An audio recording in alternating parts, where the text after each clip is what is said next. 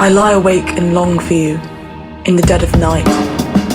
Not consumed by voracious appetites, only a half step away from my body clawing at the walls for the lack of expression, but engaging more of a meditation upon your character, about how you are so much more than 2 photographs and a letter, so much more than the anecdotes I have told my friends. These things do not do you justice. Resting upon my mantelpiece, in a small and delicate blue porcelain pillbox, lies a passing whisper of you as ethereal as the gasping white veins of flower tendrils that run outside it. This inconspicuous, almost invisible piece of paper, to the untrained eye, would be considered the only evidence that you were ever here at all. If an archaeologist came to inspect all the physical components of my life, they would struggle to identify this index of your being. However, their methodology would blind them to what exists beyond the mere skin of human perception, for within this room lies the echo of you, somehow still reverberating through the murky air like the lasting ripples caused in a lake by a serpent who passed through its waters long ago.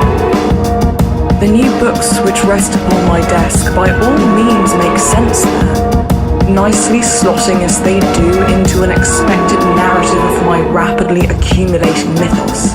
But they have more weight to them than all the books that came before who reside on the shelf beside. They are laced with this dense substance, somewhere between love, passion, dignity, altruism, and a higher form of truth. But this truth is as melancholic as it is excitable in nature. Those books have such a powerful direction of their own that, in a way, they cannot ever be truly tied to any one person. It is my engagement with them that summons forth such sublime pain and ambition, for it is within myself that your impact is most evident. No, this is not the scorn or naive moon-gazing, yearning or grim acceptance that has been evoked by lovers past. It is an entire drive onto itself that you manage to find within the depths of my unconscious psyche, somehow unafraid to feel it out from the jagged crevices of my essence. Of all things, it is a familial drive, patient and strong and simmering with life, buried deep by carcasses of fear so vast they stretched out to form an encaging basilica. It was like the antithesis of a relic placed upon an altar top and forgotten, like something which existed from the beginning of time, made from its own self-sustaining substance, which can only be described as anti-sacred.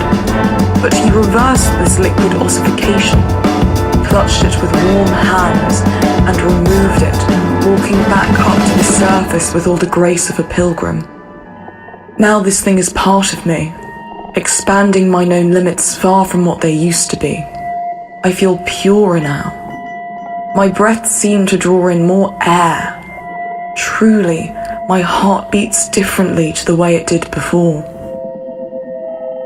I do not know if you will ever see this drive reach fruition. Although you ruptured it into being, in a way it feels very separate from you. It shall stay with me for the rest of my life. It is not something that emerges only when you are near. It is not caused by some magnetic attraction. It is something utterly vibrant and new that you were able to create over time. A violent, irreversible transubstantiation of matter. I do not know what it means. I have come to accept the confusion of my emotions and the fact that I cannot draw order from the anomalous events of these past few weeks. Instead, I gently ponder and let all these sensations bleed out on their own, in their own time. I cannot tell whether you are simply a virus that has infected me that I'm waiting to pass, or if there is some deeper spiritual quantum entanglement at play. Only time will tell. I do not expect you to come back, The prospect fills me with too much hope to allow it to become anything more than a fleeting fancy fluttering upon the green leaves of summer. At the same time, I cannot bear to think of you as accepting a life of mundanities and expectations. It would not do you justice. I remember your subtle flourishes, the way you remove your glasses with the Styroforis, the way you give off musical tuts under your breath when you focus on something, the way you tell people you're Swiss after a few drinks, the momentum of your body when you sidestep around something. These are the things your character is made of. Moments and connections between abstract thought, refined instinct, and the physical body in movement. My only real scorn is towards the severance between communication and pockets of reality. Try as I might, I cannot convey you to anyone else, and I've tried. Through those two photographs and that letter, in a futile attempt to shed some light on the situation and reach a coherent answer or analysis of motives and events. Alas, I cannot find them. It is because you are too brilliant, too flawed, too complex, too otherworldly for these pitiful representations of data to signify. The only conclusion is that there are no black and white terms to view this in. Neither of us are black or white people, but the world I see has submerged into shades of grey in your absence. It seems that for the first time in my life, I have no control over the versatility of colour before me.